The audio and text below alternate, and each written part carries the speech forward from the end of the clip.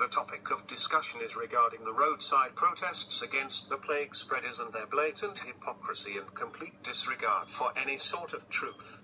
We were fortunate enough to be able to attend the first roadside protest against the illegal activities of the Church of God Restoration members. We were impressed as the protest was conducted in the exact manner that the organizers had requested. The protesters had one household per vehicle and most remained in them for the entire duration of the event. There were 3 exceptions that we witnessed. One was a woman whom left the passenger side of a truck to smoke medical marijuana. She posted the video of her outing and clearly stated what she was doing. We could also smell it, so it was obviously not a cigarette. She was yelled and jeered at by the attendees of the church. They yelled false information and ridiculed her about the dangers of tobacco use. Mayhap they have contracted COVID-19 and their sense of smell has been affected, as the scent of her medicine was extremely potent and lingered longer than she did. The woman appeared to be filming the jeering but did not engage, or even acknowledge the hecklers. We would like to express our admiration for her ability to keep her calm. Many of us would not have been able to be so amicable in the face of such blatant ignorance and hypocrisy. The second exception was when one of the domestic terrorists, a male, approached the aforementioned woman. We can only assume her lack of reaction had made her more of a target to the plague rats. The driver of the truck the woman had arrived in now exited it as well, as if to provide protection from the attempted intimidation. We could tell the woman said something to the lunatic as he got so close he all but walked on top of her, but we could not hear the exchange. The aggressor then walked away and both the driver and the woman got back in their truck. The third exception we witnessed was after the police arrived at the scene. 2 people exited their car and spoke to the officers. They then returned to their car. Other than those 3 exceptions, we did not see any of the protesters exit their vehicles. The members of the parasitic partnership were not so civil. From the time we arrived, the zealots were stationed at the end of the plague church's laneway.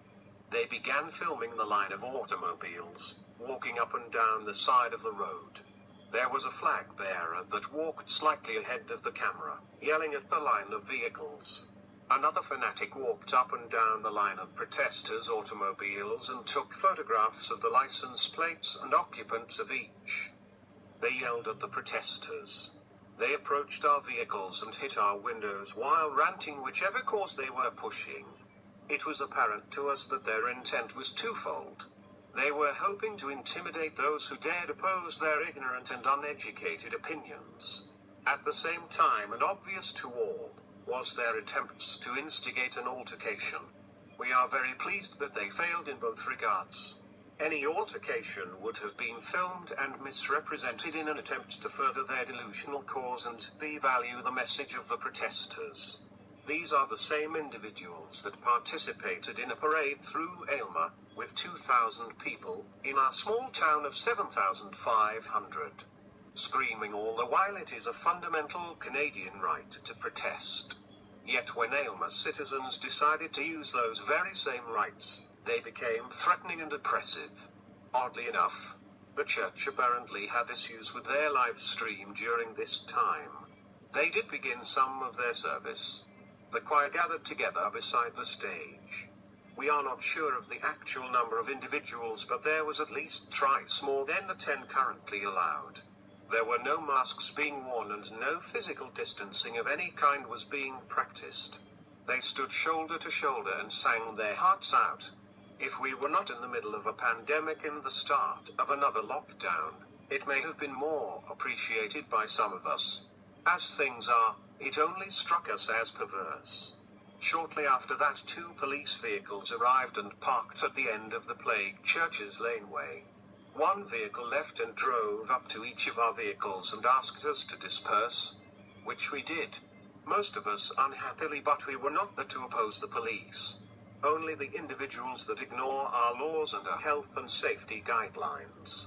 As the one officer was asking us to leave, the other officer that had remained in the laneway was being victimized by the sycophant Snake and his bootlickers from Toronto. It was revolting how these criminals believe they are above the law. They even implied threats against the officer's children. We hope they pay for their crimes with a lengthy prison sentence. Miraculously enough, once all the protesters had been dispersed, the live stream was working again. The plague pastor was still sick and the service was performed by another. We hope the plague pastor has enjoyed his well-earned illness. We hear he is on the mend. Hopefully his experience will encourage him to change his stance and allow his congregants to protect their health and follow our laws. We are incredibly pleased that our citizens are making themselves heard. It is needed, and we strongly encourage your legal and responsible opposition against these domestic terrorists.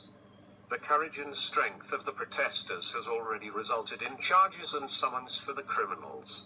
Unfortunately, we have discovered that the plague rats have been using the photographs they took of the protesters and their vehicles to track down their phone numbers and home addresses. Apparently, harassing and threatening them during the protest and on social media is not enough of a power trip for them. Now they are planning to go to their homes and continue their criminal behaviors. They even contacted a healthcare worker that protested and impersonated the health unit to falsely state that he had tested positive for COVID-19. This caused him to isolate and be unable to work to provide assistance to the patients who really are sick and needed his medical care. The fraud was eventually discovered, but not before it caused suffering and duress to the healthcare worker, his family and his patients. Shame on those selfish and apathetic criminals. We have heard much about this ideal that some people have, that if we just ignore the issue it will pass. Although the goal is very altruistic, it is also completely without merit and has been proven hazardous throughout history. That is one of the ideals that allowed the Workers' Party to evolve into the Nazi Party. The pacifists do not inherit the earth. The only thing they will gain is oppressors and mistreatment. We will continue to resist the evil actions of these individuals and organizations. We are planning to attend another roadside protest today. We hope to see you there.